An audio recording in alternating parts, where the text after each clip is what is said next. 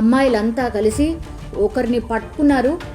చున్నీతో అతన్ని కట్టేసి పోలీసులకు కాల్ చేసి ఆ దుండగుడిని అప్పగించడం జరిగింది. కానీ ఒకటి చెప్తున్నారు, ఆడపిల్లలైతే ఈ ఇన్సిడెంట్ తర్వాత ఇది మొదటిసారి కాదు, చాలా టైమ్స్ మేము చెప్పే ప్రయత్నం చేసాం. ప్రిన్సిపల్కి కానీ వీసీకి కానీ చాలా టైమ్స్ మేము చెప్పే ప్రయత్నం చేసాం. మాకు సెక్యూరిటీ వైజ్గా చాలా లోపాలు ఉన్నాయి.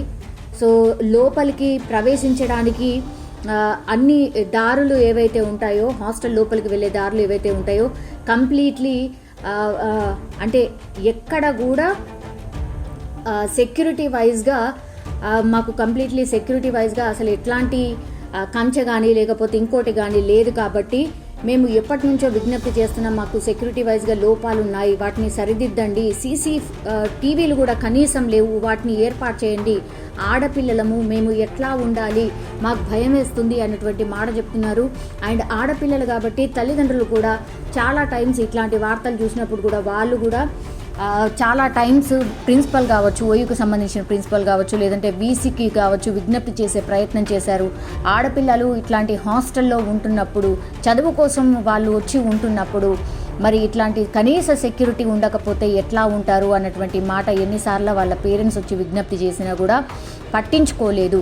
ఇప్పుడు పట్టించుకోలేదు అన్నదానికి నిదర్శనం ఇక్కడ మనకు స్పష్టంగా కనిపిస్తోంది. అర్ధరాత్రి ఈ ఇన్సిడెంట్ జరిగింది. పూర్తిగా హాస్టల్లో ఆడపిల్లలు మాత్రమే ఉంటారు. ఉస్మానియా హాస్టల్లో కేవలం ఆడపిల్లలు మాత్రమే ఉంటారు, మనందరికీ తెలిసిందే.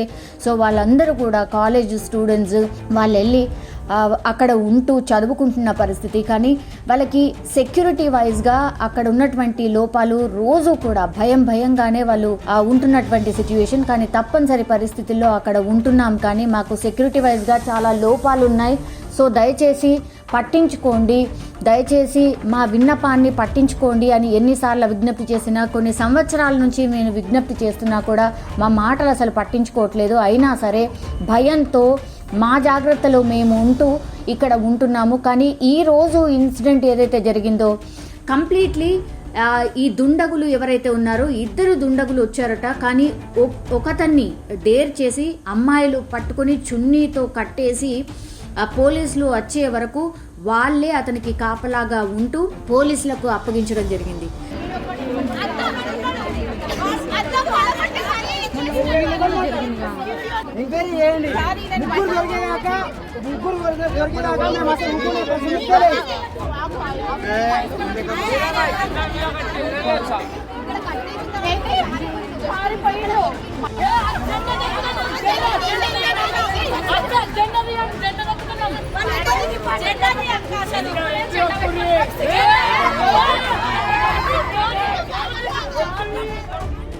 బాత్రూమ్ కిటికీ పగలగొట్టి లోపలికి చొరబడే ప్రయత్నం చేశారు. సో మనం స్పష్టంగా అర్థం చేసుకోవచ్చు, అంటే బాత్రూమ్ దగ్గర వరకు వచ్చే అవకాశం ఉంది అని స్పష్టంగా అర్థమవుతోంది. సో చాలా టైమ్స్ ఇట్లాంటి ఇన్సిడెంట్ జరుగుతున్నాయి, కానీ మమ్మల్ని ఎవరు పట్టించుకోవట్లేదు అంటూ ఈరోజు మార్నింగ్ నుంచి అయితే, అంటే గత రాత్రి జరిగినటువంటి ఇన్సిడెంట్, సో మార్నింగ్ నుంచి పూర్తిగా హాస్టల్ ముందర అందరూ ఓయూకి సంబంధించిన క్యాంపస్ స్టూడెంట్స్ అందరూ వచ్చి ధర్నా చేస్తూ ఉన్నారు. ఆడపిల్లలకు సెక్యూరిటీ లేదు, ఎలా ఉంటారు ఇందులో, ఇట్లా దుండగులు ప్రవేశించడం ఏంటి, మగపిల్లలు లోపలికి వెళ్ళిపోవడం ఏంటి, ఇట్లాంటివి సెక్యూరిటీ లోపాలు ఇక్కడ చాలా ఉన్నాయి, దయచేసి పట్టించుకోండి అని ఎన్నిసార్లు విజ్ఞప్తి చేసినా అక్కడ ఉన్నటువంటి అధికారులు, ఉన్నతాధికారులు పట్టించుకోవట్లేదు అని ఎన్నిసార్లు విజ్ఞప్తి చేసినా కూడా ఈరోజు ఈ పరిస్థితి చూడండి. ఈ గతంలో అయితే ఇప్పుడు ఆ దుండగుడు ఎవరైతే ప్రవేశించాడో వాళ్ళని పట్టుకున్నారు, కానీ గతంలో చాలా టైమ్స్ వీళ్ళు పట్టుకునే ప్రయత్నం చేసినా కూడా వాళ్ళకు దొరకకుండా తప్పించుకొని మళ్ళీ పారిపోయారు. సో రెగ్యులర్గా ఇట్లాంటి ఇన్సిడెంట్ జరుగుతున్నాయి. రాత్రి అయితే భయం అవుతోంది అన్నటువంటి మాట చెప్తున్నారు ఆడపిల్లలంతా కూడా. ఈ రోజు అయితే పూర్తిగా ఓయూ క్యాంపస్ హాస్టల్ ముంగర పూర్తిగా ఓయూకి సంబంధించిన పిల్లలందరూ నినాదాలు చేస్తున్నారు.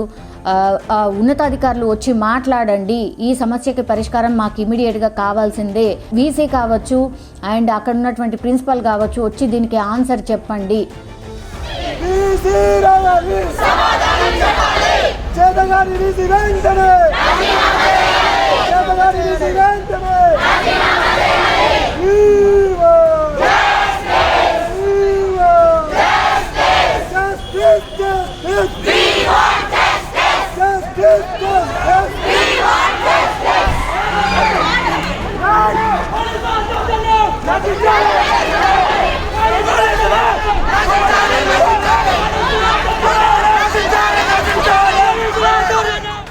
అన్నటువంటి మాట ఓయూ స్టూడెంట్స్ అయితే చెప్తున్న పరిస్థితి మనకు స్పష్టంగా కనిపిస్తోంది. అక్కడ పోలీసులను కూడా చూడొచ్చు, ధర్నా చేస్తూ ఉన్నారు, రోడ్డుపై బైఠాయించారు. దీనికి ఏదైనా పరిష్కారం కావాల్సిందే అన్నటువంటి మాట చెప్తున్న పరిస్థితి కనిపిస్తోంది.